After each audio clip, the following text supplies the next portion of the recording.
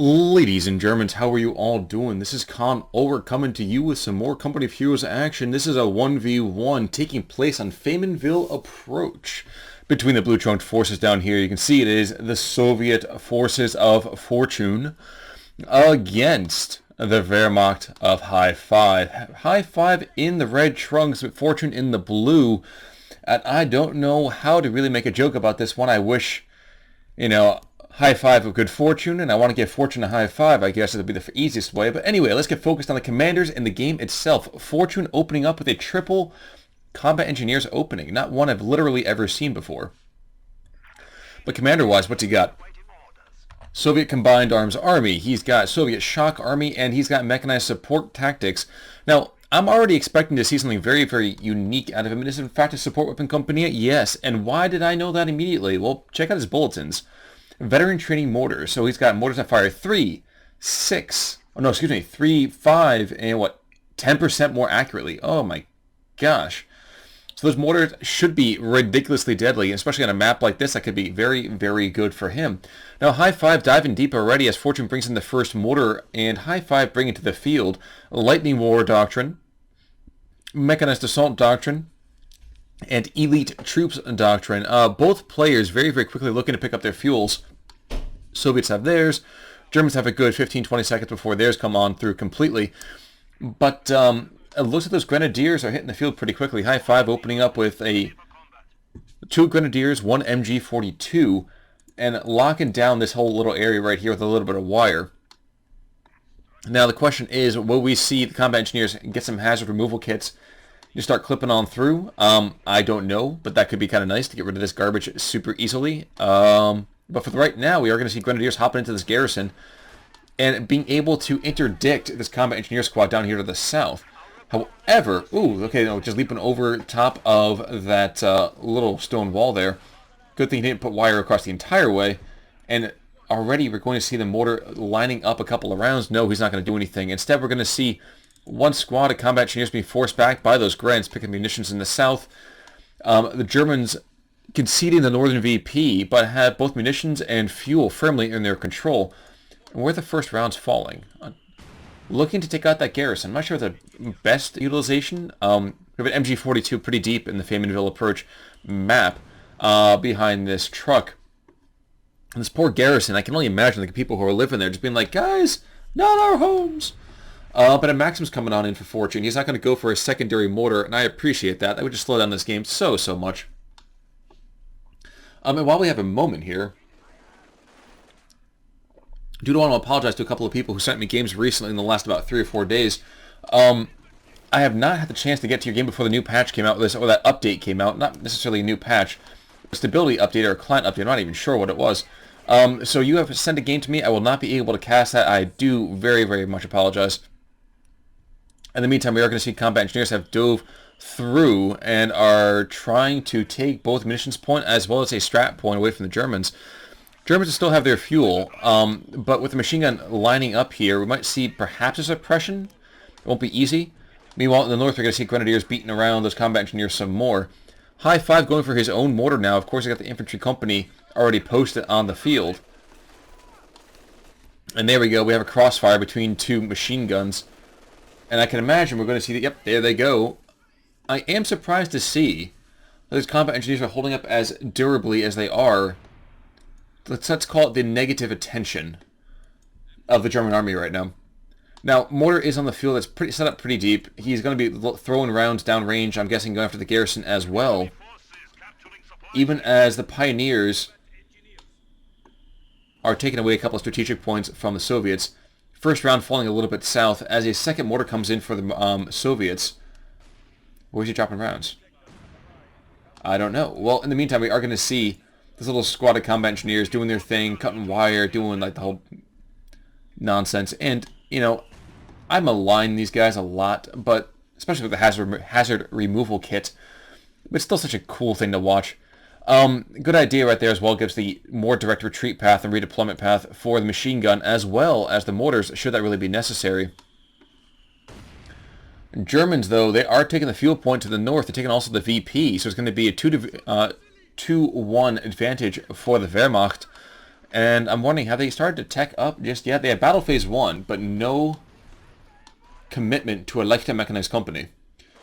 Not too surprising necessarily, but we will see that these Grenadiers are going to do some good damage to these upgraded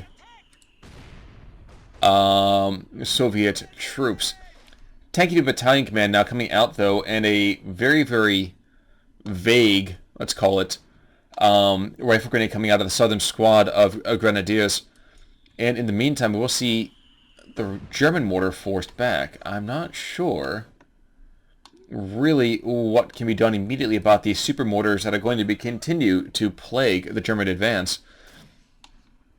What I can safely say is that the Germans do have themselves a nice little fuel advantage for the moment. That is falling off now as the Soviets re-secure their own fuel. But the Germans seem like they have both munitions points. Yes, they do. Which could allow a lot more active rifle grenades coming out from the Germans. And that's a good thing to note. With a lifetime mechanized company on the field as well, we see our first 222 coming out for the Germans. And we're going to see ourselves a very, very quick retreat out of combat engineers. Maxim pushed back by an LMG Grenz. This is a very quick LMG. But when you control all the major munitions points on the map, it's a little easier for your troops to get their upgrades. Shockingly, it looks like the Germans are not doing the best they can against this particular fight. They will still have the munitions point, but they're retreating back into this garrison here. Is probably lucky. Oh, okay, because of the mortars. Gotcha. So the mortars being kind of an issue for the Germans, and I do not like this positioning right here with these two wet support teams. One round between the two of them could devastate the squads. And it's really only by the good graces that the Soviets have not just dropped rounds on them by happenstance already. We are going to see fortunes going for the mechanized support tactics, so the ISU 152 could be, well, it could be quite a surprise, let's put it that way.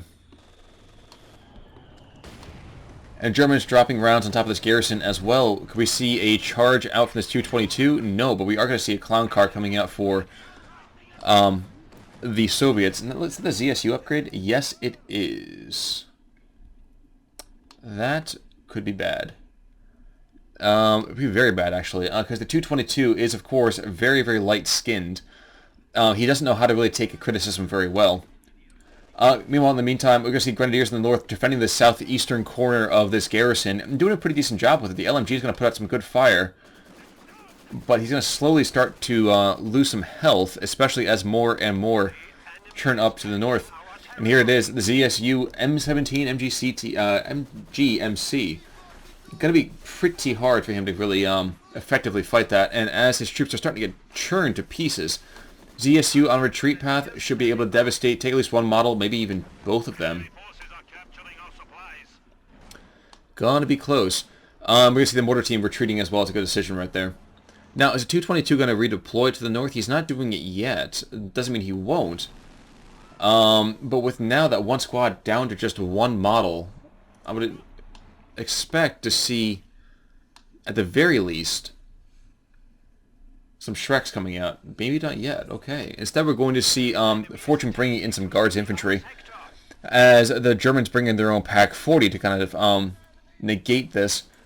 And this very, very deep moving squad of combat engineers is not going to want to do what they're doing. Yep, they retreat.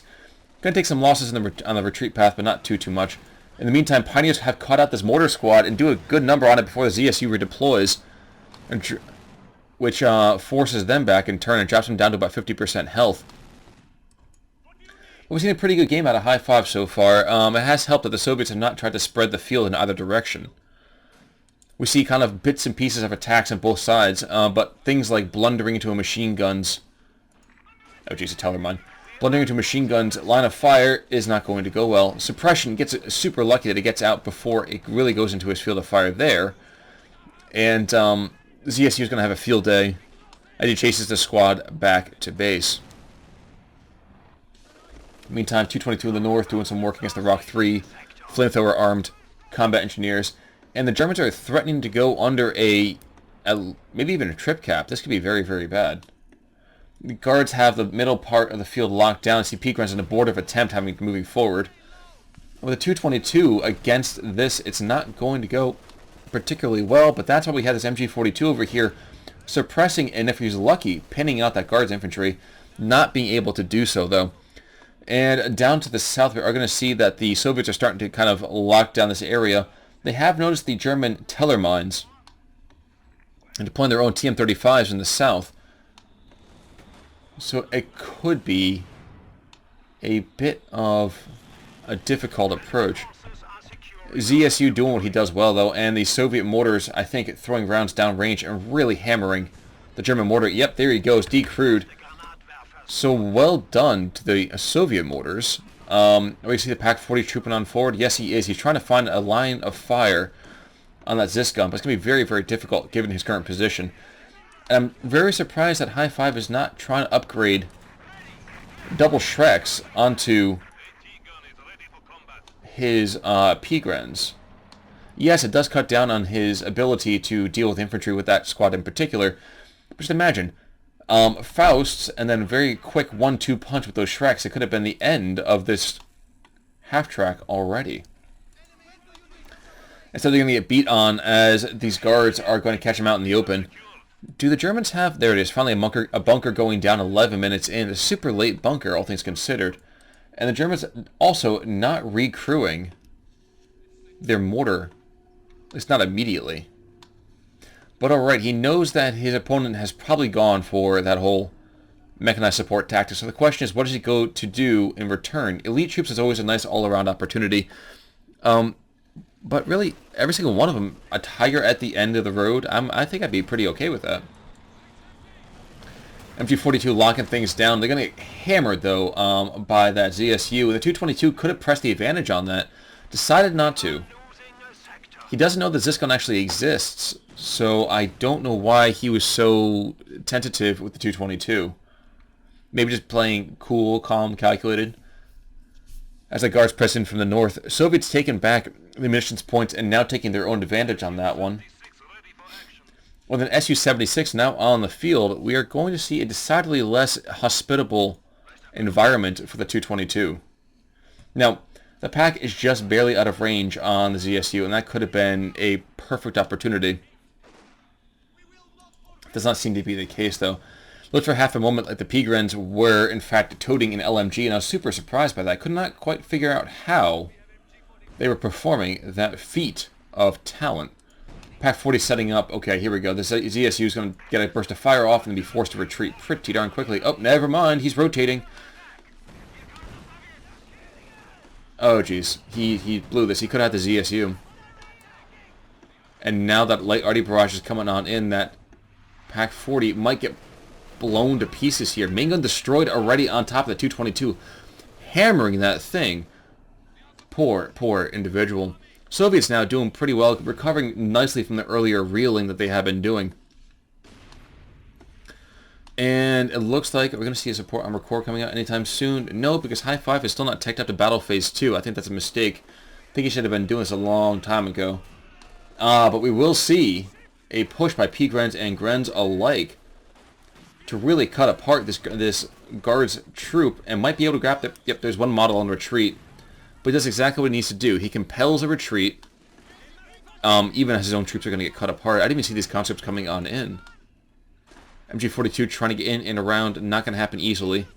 But here's this MG42 to the south, and they might be able, yep, they at least suppress. So that Pak gun is going to be recrewed pretty quickly. He can't not have that thing recrewed.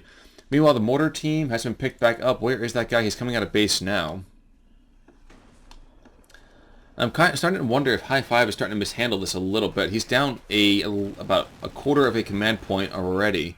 Hasn't picked up any commander in the first place, but being down that much of a point does give a light indication of how the game is progressing. At least we will see finally an evolution up to battle phase 2 by HighFive. But I don't know if he really has an idea of how he wants to approach the situation. Not 100% sure. We seen any kind of support armor core? No. His one squad of pioneers is doing what they do best, repairing that 222. There's an awful lot of German forces back in base, and he's down quite a bit of tickets already. 15 minutes in, he's down, what, 80 tickets? 75-ish? 85-ish? Math was never my strong suit, and we're seeing an improvised bunker over here. as this truck is giving a lot of good cover to this PM-41 mortar. Meanwhile, in the south, they push forward by these combat engineers. And shockingly, they're not getting blown apart by that machine gun. Machine gun letting them do their disarming work here. Even as the Su-76 starts to pour rounds in from downtown. And a second Su-76 coming in for the Soviets. Yeah, I'm not too sure if HighFive is going to be able to combat this. And indeed, we are going to see minimal victories as things like these guards will start to get torn to pieces. But then again, we are going to see conscripts charging on in, getting suppressed, and now pinned, taking devastating losses in about 3 seconds. A third of their squad dropping super quickly. And the Su-76s can't do anything against that, at least not immediately. Now, HighFive, though, does have a support armor core up, which means I'm guessing we might see a P4 coming out? That might be his only immediate recourse. And we're also going to see these TM-35 mines are not going to be finished, and that's a good thing for the Germans right there. Even as we see the ones to the south had gone off. I do not know when that did happen, but the fact that it happened at all is still good news for the Soviets. P-Grun's shifting up to the north, looking to pick up the munitions point and at least bring one of them back under German control. And yep, there's the P4, and there's also a bit of a there we go, a bit of a trap for the next Hun that moves down to the southern munitions point. Mortar, light arty barrage. Yep, these pioneers are not long for this world if they stay where they are, and trying to exchange a little bit of firepower. Ooh, but no, instead we're going to see the PaK-40 getting some line on one of those Su-76s. In the meantime, though, these pioneers, the pioneers still cannot stand the mortar fire that keeps coming out. And between the improvised bunker to the north and the improvised cover to the south, these mortars are in a very dominating position about the map.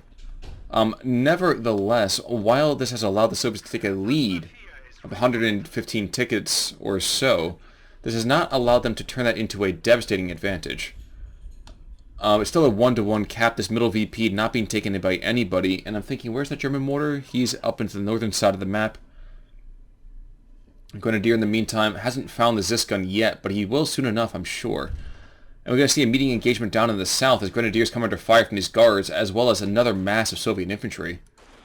Machine gun is not going to do particularly well, but I think he's just trying to lock down these guards until his Grenadiers can do some good work. And he's going to do okay. He's got a couple of suppressions down, so the guys are pinned, but not taken out completely. And this is going to hurt. Yep, that squad gets blown to pieces by a grenade. As the P4 hits the field, the question is, where is he going to try to evidence his presence? It looks like it's up in the north. And he's going to just start churning away at all the hit points on this particular house. Even as Grenadiers realize that they're not alone anymore. Rifle grenade going out does a little bit of work, but not enough to compel them to retreat. There's their retreat finally. And again, we're going to see the lines of fire, and really the entire battle get really kind of mixed up here. We see this Maxim MG42 duel that's going to be tilted, I would say, by these guards. But there, at the same time, there is a Pioneer squad behind, just cooking and burning this Maxim to death. And he's getting really carved up, isn't he? Both squads are compelled to retreat, though. 222 slides forward and gets backed off as this lovely little guard squad comes in to push them back, deflecting away that light vehicle. And in the northern side, we see P-Grens coming under, I would assume, fire. Nope, no fire yet from the Su-76s. Instead, we see the Zis gun doing some really deep diving here. I do not agree with this play. He might pick up the PaK, but he really shouldn't be able to make it out. P4 diving in now. Turn the fire where it's going to do the most good. PaK has been decrewed. But rear armor hit. He really should chase this one down, even with the guards on the field. No, instead he gets caught out by the Su-76. Never mind. So we will see perhaps a Soviet advantage coming out of this? I don't know. But the Zis carrier is now safe. And yeah, actually this is a pretty big win now for the Soviets. Light arty barrage again, and dear God, this is going to be a merciless amount of firepower. 222 goes down from one Su-76 opportunistically, and now two of them are just throwing barrages downfield, and there's nothing that the Germans can immediately do. Okay, so if I'm the Germans, what do I want to bring on the field? There's a fuel cache that's helping them out a little bit that's going to be taken out. Let's see, either a mechanized assault, perhaps? I would be saying a mechanized assault or elite troops. The former, mostly so I can get some strokes on the field, but no, he's just going to make his own instead. Not going to go for the stroke easy. Going instead for that G variant. A little bit more of an upgun. And his MG42 procs that AP incendiary ammo, but does not get a chance to really utilize this to its fullest effect. And I'm surprised to say that despite the fact that his army is a third bigger than his opponent, Fortune is not being very aggressive with it. He's got a lot of guys clogging up the ground here and there. But things like this Su-76 is only really getting caught out. There we go. Here's another round, another Faust. So engine damage all over the place. And this would be the time to charge with your armor, and I think that's exactly what HighFive is considering doing. P4 sweeping around to the south. You've got a good chance, I would say, to pick up one of these Su-76s.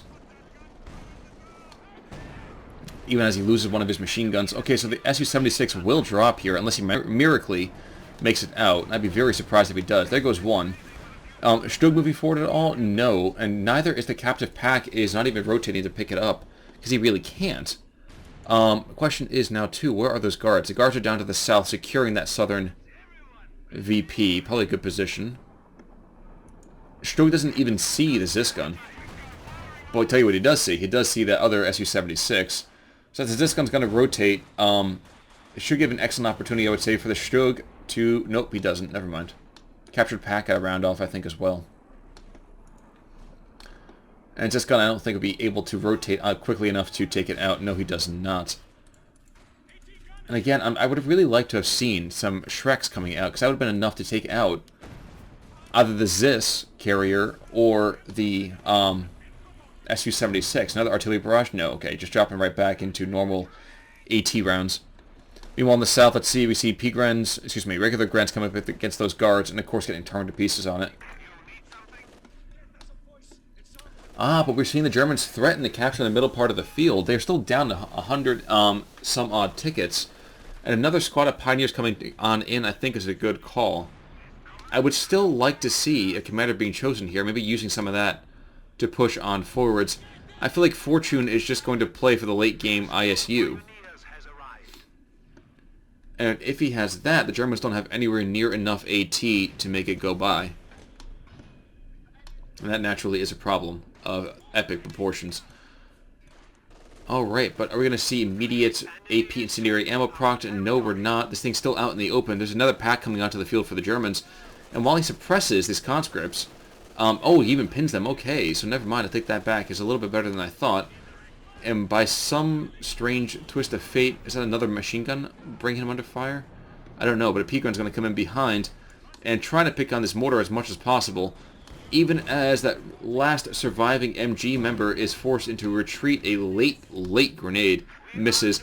And this P-gun, this other MG down here has not been picked up at all, and I don't know why. P-gun's gotta go. Gotta go. See, it would have been better for him to hold on to that grenade and just toss it out, actually, at this captured pack instead, but he kind of missed that opportunity. Meanwhile, in the north, what do we got? We have just another Maximus kind of hanging out. Let's take a quick look at veterancy. So the Germans have lost a couple of squads here and there. Definitely lost some crews, which has set them behind a little bit in terms of the veterancy game overall. But the Soviets have not been able to really capitalize. They have a lot of minimal veterancy here and there. Overdrive? Why are you proccing overdrive? That's a very, very curious decision. Faust, yep, and it goes by. And now the Pioneer squads who came in to flank those conscripts and did a very good job at doing that. They retreat, but leaving behind their Grenadier allies do pretty well. You know, it's kind of hanging out, do their thing. That was the third pack gun being called in, and there we go. So HighFive going for Lightning War Doctrine. Not what I would have gone with myself, but having the Stuka close air support would be pay off dividends if you can call it in at the absolute proper time.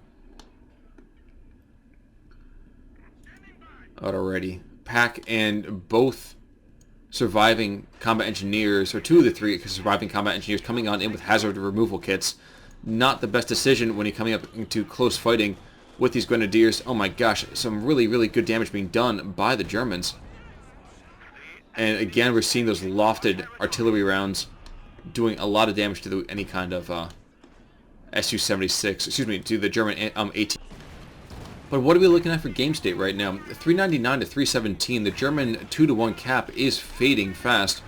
As a very, very quick AT grenade that gets thrown out by some charging conscripts. Very plucky individuals. I'm not sure I would really want to be in their position right now. But neither would I really want to be a German infantryman. Good lord, these guys are getting carved to pieces. Su-76 charges on forwards. We're going to see one more round getting tossed off. It barely misses. That could have been the end of the Soviet supply situation. You can see now the Germans finally do have a army size advantage, mostly driven by the Shug and Panzer IV. Now his pack is not even going to be captured, it's going to be taken out. One more round will be enough to do it. Never see is this going to be this accurate overall, but you know what? There he goes, and it's just before the P-Gruns could get there. And Fortune is floating a ridiculous amount of resources. Like I said, I get the feeling he's just saving up for the ISU, which would be nice, but it can just be circle strafed and hounded to death. Bundle grenade, taking out that entire mortar team in just one fell swoop. So big, big loss there, I would say, for Fortune's War Machine. That's a fairly vetted up squad. There still has one surviving mortar weight in the back here, but that guy can get bum rush now pretty easily, I would say. And another squad of guards coming on in. Forgive me for missing that first squad of guards going down, but clearly they weren't important enough to really warrant their own death narrative. Capture pack falling back, and Grenadiers taking advantage of the momentary, let's call it, gap in Soviet defenses. Regardless, though, conscripts coming in, trying to prove their courage, even as combat engineers, for some reason, are making the very, very foolish attack coming on in. And yep, there's the ISU. But HighFive has gotten a fair bit of his AT presence back on the field. Conscripts going down in the meantime because of those Grenadiers. The Germans securing a 2-to-1 capping advantage. Su-76 going to spot for the ISU. That thing is a brutal giant, like, battleship kind of turret. And the Germans have lost their fuel point and are in danger of losing their other VP to the south. Looking to find those artillery positions. See a barrage being thrown downfield. I really would have liked to see more of a cost coming from that ability, but not up to me now, is it? If you agree with me, though, leave a comment. I would definitely appreciate that thought. Looking at Veteran C again, the Germans continue their relentless march forwards, it seems, and the Soviets have just kind of continued to lag behind. They only have that one infantry squad who's doing any kind of vetting up, and a Su-76 that survived, his brethren taken out in most brutal of fashions shortly after his inception. My question is, will the Germans be able to pin it before that happens? No, they don't, which means the Germans are under a 1-0 cap.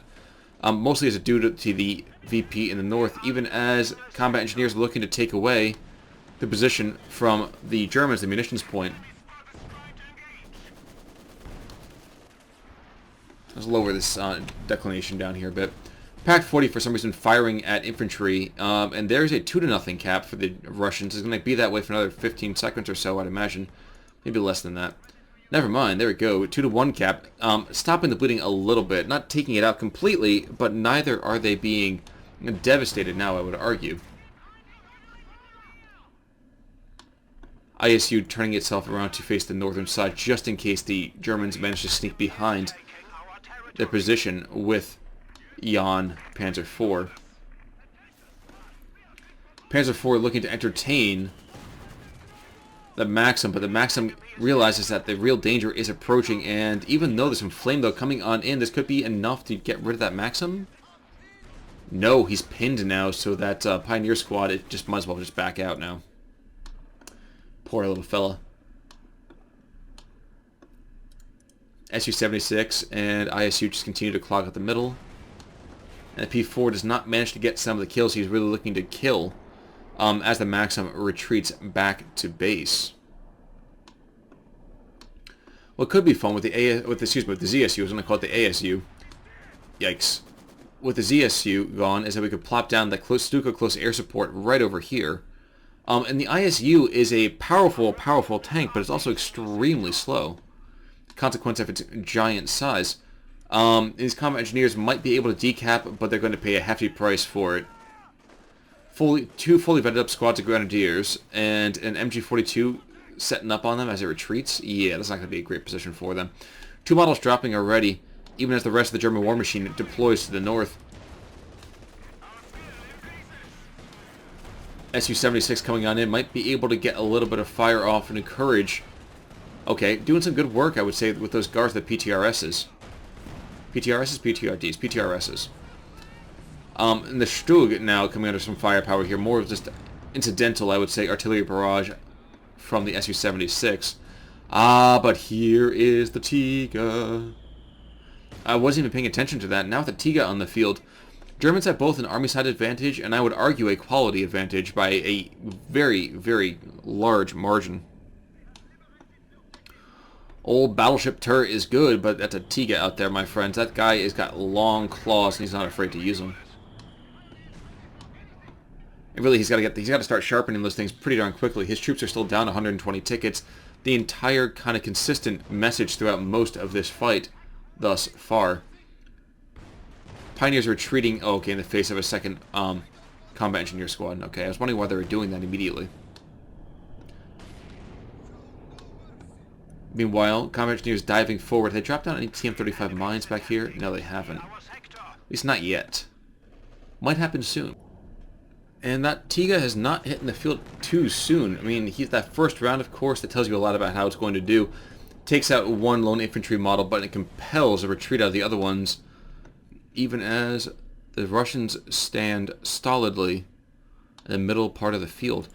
2 packs trying to make sure there's a curtain of anti-tank fire to entertain any push forward maybe the ISU, and now they're being kind of aggressive themselves.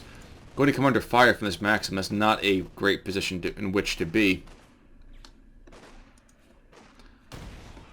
But if he can get this thing to rotate, if he can get this Maxim to rotate... Oh no, this could be bad though. Oof. A bit of damage happening already, and a rifle grenade coming in. Doing some good damage, I would argue, against that fearsome machine gun. 37mm cannon runs, not doing anywhere near as much damage as he needs to. Ooh, it's good damage right there, though. And now the main gun loader has been injured. But the Germans can't see a whole lot else. Maybe if he sees the mortar, it might be enough. But I don't think it'll attack vehicles only. Okay. Yeah, not a lot of opportunity for him.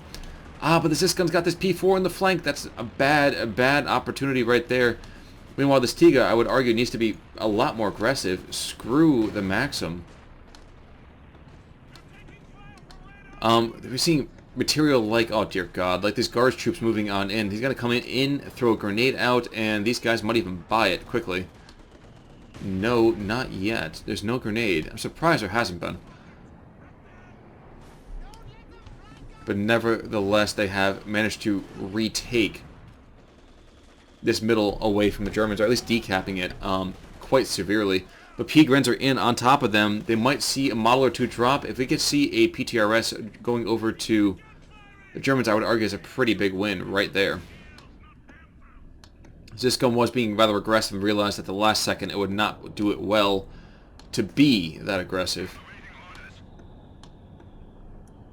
The last surviving mortar from the Soviet side is just hanging out in the backfield, just dropping intermittent rounds over the cross of the battlefield. Only about 12 kills to its name. Grenadiers doing a fair ton of work. And there goes that P-Gren squad. That was kind of upsetting. ISU doing what it does best, though, just devastating squads like crazy. Maxim putting fire on this MG-42, and I would argue again that this would be the perfect time for the Germans to unleash their armored spear points. We'll see Grenz charging on in to throw a Faust into this Su-76, And the ISU, I'm surprised, hasn't fired just yet. 9 kills, maybe he did. But, yeah. Germans clawing back here, getting a 2-to-1 cap, going to decap this northern position as well. They got to be careful. There's a lot of mines over here on the northern side of the map. Yikes. And that's what I hate about the ISU. Is that it's sort of like, it's you know what, I can't be too bitter about it. The Tiger can have the same effect sometimes. But now the Tiger's being sent in alone and unsupported, and we're seeing a lot of crew injuries happen here. He's brought back down a fair bit. With the buttoning happening as well. Movement speed, rate of fire, that all drops. The Germans need one little more, a slightly bigger piece of something just to put them over the edge. And I don't know if they've got it yet. Russians will take back the middle VP, even if they lose the northern side of the map. And a charge from this ISU, I think, will turn out to be a rather foolhardy gesture. Then again, he gets one round off. This could be the end of like all the German war machine right here, right now. Captured pack sets up onto that Tiga if possible, not managing to get it just yet. Though the ISU now has line of sight into the German base. And here comes another gun run by planes, even though I guess HighFive not realizing that his troops don't really gain a whole lot of benefit. If he was able to drop that back a little bit further, he would get much more done. But he's just fighting, it looks like, for a little bit of breathing room, Lebensraum, if you will. And now Katyusha coming in. That's an interesting call. I guess that makes sense, all things considered, but I would not... That would not be my first decision were I HighFive. Excuse me, were I Fortune. I'd be bringing in another tank, either an Su-85 or a T-34-76 would be my first decision, I think. Yikes. Yikes. So the Grenadiers, I'm not even sure what they're trying to pick up, but that did not last long. All we have left from it is half a squad and now chunks of the rest of them on the battlefield. In the south, we're going to see combat engineers sneaking around, trying to pick up some resource positions from the Germans in this little bit of a... But the P4 comes on down and just blows away part of the squad with one little single tank round. Other one misses, though. Could have been a great pickup to get rid of one of those flamethrowers from the Soviet arsenal. Be very lucky indeed. Alright, but we're going to see the exchange of fire happening. Grenades and light arty barrage going in both directions. These Grenadiers holding their own against a now numerically inferior guards, compelling them to withdraw. I believe this Su-76 just put a round into this telephone pole. So a little bit unlucky on that angle, but very lucky from the Germans. That could have been enough to take them out. Both players have access to their full commander tree. Now, if we're looking in terms of just raw cost, yikes. Heavy Panther Corps not being utilized. Okay, never mind. Could we see another Panther, perhaps? That would be interesting. Stug coming on in, though, going to do some work, and I believe I just heard the... Yep, Katyusha is lofting her first barrage. A dead mortar? No, not going to happen. Instead, we're going to see the Stug encouraging the ISU to back up, and in turn being blown to pieces by the Pack and Su-76. But the Tiga's down here as well. He's come across some mines, he's damaged himself, and I think maybe he was trying to get in and around behind this ISU, and that would have been a perfect trade for him. But HighFive is now cut out uncomfortably. His Su-76 pricking him here and there, but may not be enough to fully take him out. P4 comes into support, and now a Panzerwaffe, the final call from the Germans. A very unique decision as the P4 takes a blinding couple of hits here. Bad idea, I think, to really be that aggressive with him. Can he get out of there? Yep, he does get away just before that last round comes on through. And almost 40 minutes into this game, it's not quite bang on even in terms of tickets. Indeed, the Germans are even dropping squads right, left, and center. Some of the Pioneers gone now. Mostly thanks to little Katya. But a Panzerwaffe barrage or two, if it's lucky, might be able to make that all go away. Nothing else. HighFive needs another squad of Pioneers on the field. I guarantee you that's would be a better option than sitting here with a secondary infantry squad. But he seems to think differently. So it's a 1-to-1 cap between everybody, 321 to 228. And mines are going down like crazy from these combat engineers. They defuse them and then they lose them right back again in the sand. Maxim, in the meantime, moves up to the middle part of the field. Is this another Maxim? Yes, this is. Trying to figure out if that's a Maxim. I believe it's a Maxim, but I'm not 100% on that. There we go. Seeing some other Pioneers coming onto the field, while the Germans just continue to pick up support weapon after support weapon. However, the Katyusha taking out one squad of Grenadiers, and that guy was fairly vetted up. And here's the FU barrages that start to happen here. One Grenadier, the last lone survivor of HighFive's very, very brave armored corps, is forced into an ignoble retreat. And really, with that, the Germans go down quite a bit in terms of veterancy. Panzerwaffe has not even fired off its first barrage. I kind of wanted to just blindly shoot for these anti-tank guns, but blindly doing things at this point in the game is not a great plan. Pioneers, oh my gosh, one shot decrews that pack gun, and that's the issue I have with the ISU. That thing is just ungodly powerful. One round takes it out as well. So now the Germans have their tanks, and that's all they've got in terms of AV, and I think we're going to see... Yep. A barrage is not going to do much of anything. Isn't that just too bad? ISU, in the meantime, though, gets that first star veterancy, 24 kills. Has been 12 times 2 there. And I don't know. I think HighFive is stymied completely. Katyusha barrages are going to start coming quicker and more fiercely. So unless the Stuka air support can take out one of these vehicles that's bedeviling him, either the Katyusha or significantly really damage that heavy assault gun, the Germans, I don't think, will be able to hold out. He's down 120 tickets again. He's under a double cap, going to be a triple cap in, what, 8 seconds? And he doesn't have anywhere near the amount of material to convert into another armored asset.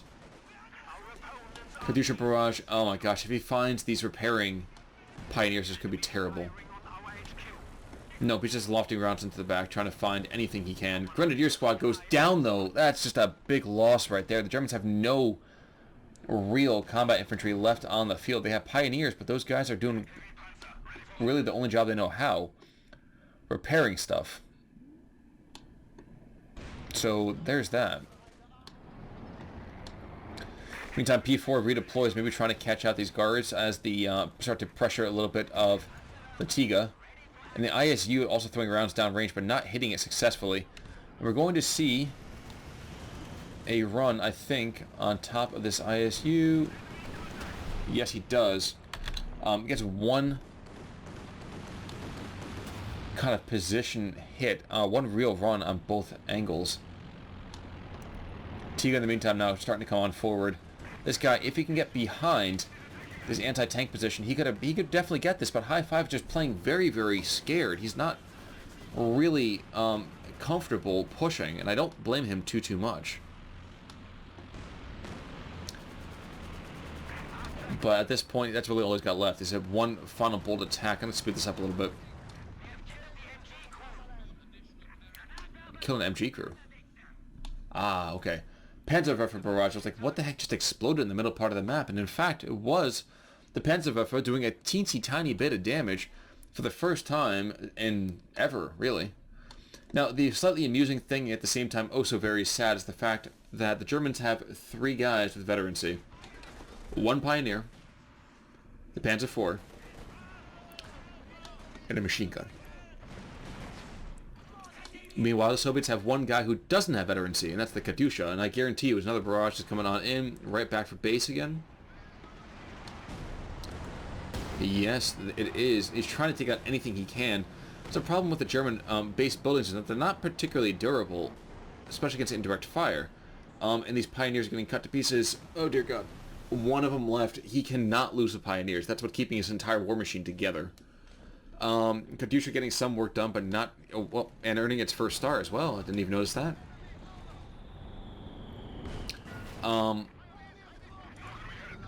But they have to stay alive. Without them, the German war machine's done.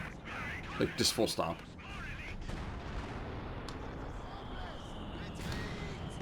And the German machine gun apparently got completely taken out, decrewed and taken, as a Panther hits the field. So now we have a couple of smaller Panthers. We have a Tiga, and we have the Panzerwerfer. And I'm wondering when HighFive is going to go and give his last kind of pell-mell charge. Because he's got to do it. He's got to break this position right here. It's a difficult prospect to be sure, but he's got to break it. There's really no ifs, ands, or buts at this point. At the beginning of the fight kicks off, we are going to see a charge out of the newly arrived Panther, and he's getting carved up like crazy. The poor guy's down to like 15-20% health almost as soon as he comes into the battle. He's not able to be taken out. Oh my God, another tank run yet again. The Stukas could be enough to take out one or the other. Can be close. Does he get taken out by somebody? No, he doesn't. Jeez. So he does good damage, but he doesn't take him out, and that's a big problem right there. Now, it'd be nice if the Stukas did more than just kind of strafe the battlefield, but that's all they've got, really. But that minimum bit of distraction does allow the Germans time to take the northern VP, as well as to put some real TLC into their crews yet again. But another Maxim coming on in, and I hear machine guns going up after. One of those planes got taken down, didn't it? Got 400 experience, so I'm assuming one of those planes literally just got shot down by the rather opportunistic firing of that ISU machine gunner. Really shocked he was able to get that off. First round misses, thankfully. He kills off one model, but not enough to completely slay the entire unit.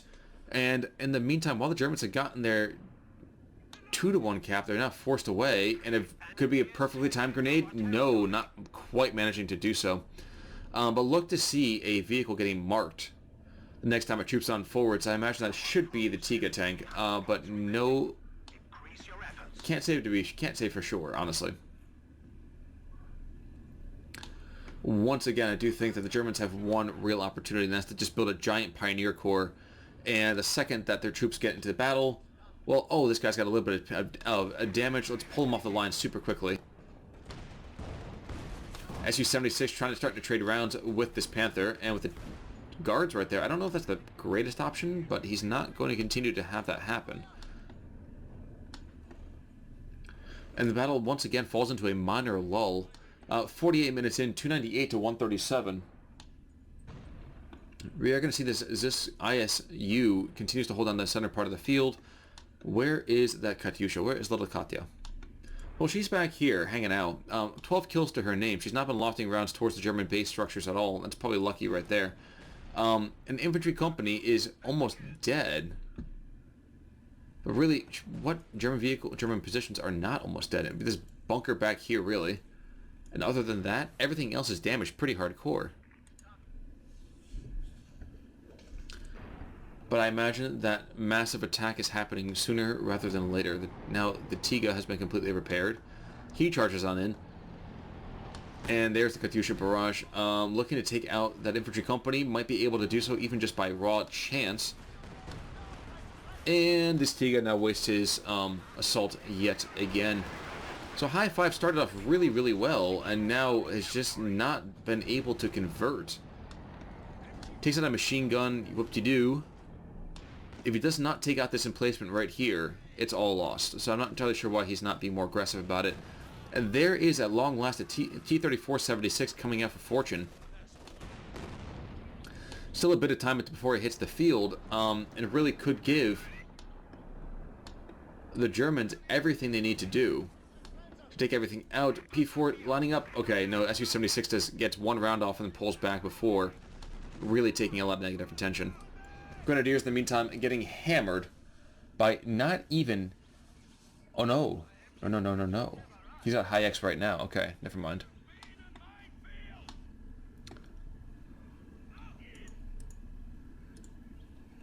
And the Germans blundered, unfortunately, into a minefield as they retreated. A bit of an issue there, but not a major loss altogether.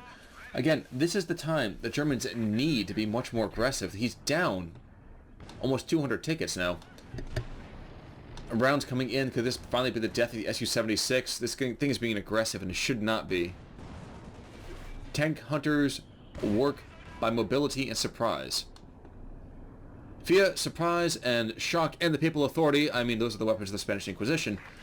But this could have been so much more easily in HighFive's favor. I think he's beginning to misplay this as he's getting lower and lower in terms of army supply. Main gun destroyed, which tells me that this poor, beautiful piece of German engineering might go down fairly soon. One more round will see it done. No, it's not going to happen. In the meantime, TIGA and ISU trade rounds as the Pioneers are apparently much more worth the firefight than this giant piece of German mechanization. Mortar team in the north going to get taken out? No, not quite. Nope, never mind. There they go. There goes the death of the Panzerwerfer. Tiga is doing some damage barely. And is he finally back to armor piercing? No, he's not even fighting armor piercing at this thing. Does he know that he has it? He's got to. Well, here's T-34-76. The Tiga tank is getting beat up pretty hardcore. And were I him, the T-34 that is, I would just ram the bejesus out of this Tiger tank.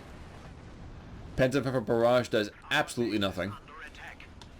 Fausts? No Faust. Indeed, the squad's getting torn to pieces. And while the Germans have themselves a 2-0 cap, I believe this is the last swan song of the Wehrmacht forces. 283-97. T-34-76 just kind of, waltzing on through the base a little bit. Exchanging some firepower, get a little bit of damage done. Might be going down, never mind, there goes the Grenadier squad. This P4, loyal until the end.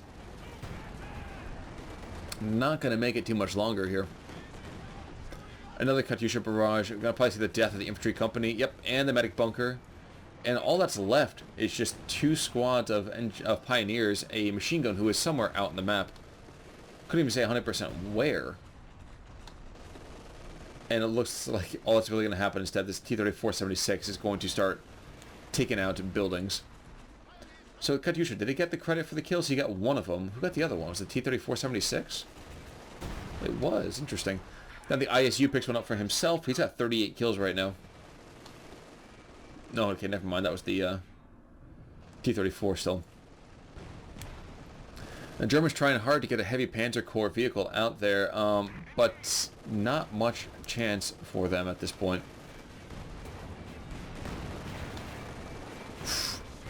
And that last little bit. So Stuka close air support coming on in. Can do some good damage, I would suggest, to both T-34. Might even manage to take it out. Not quite yet. But soon enough. Let's get ourselves a nice little bit of a cinematic shot here. Yep, he's going to go down any second here. I would say from a tank round or something like that. Tiga is still on the field. P4's been taken out, but the Tiga is completely and totally toothless. He's got next to no armor. He's got 0 repairability right now.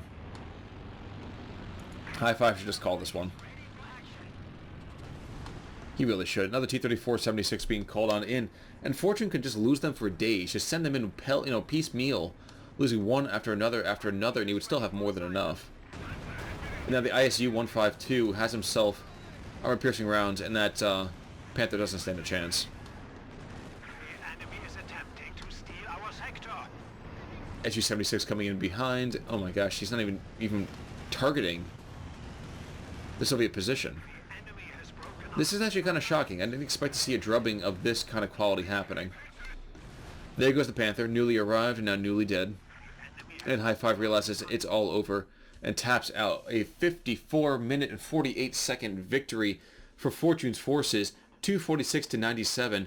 And before you say it, yes, HighFive misplayed some pieces there, but at the same time, it did help that Fortune was well, running some very, very different kind of bulletin setup, and really the early game, though you can't really tell by the current state of the terrain, he was using the terrain rather effectively, putting up an improvised position down here for one mortar, using the truck on the north for another one, and being lucky enough to pick up this pack gun. It paid for itself a couple of times over, I would definitely argue. Though HighFive also didn't press the advantage he had gained in the early part of the map either. Whatever the case, congratulations to Fortune, and folks, thank you so much for being along with me on this next match. I will definitely see you all soon. If you have a game you want to send to me for me to cast, email me at conulrichgaming@gmail.com. I will take a look and get back to you as soon as I can. Thanks so much, guys. I will see you all soon. Have a great day.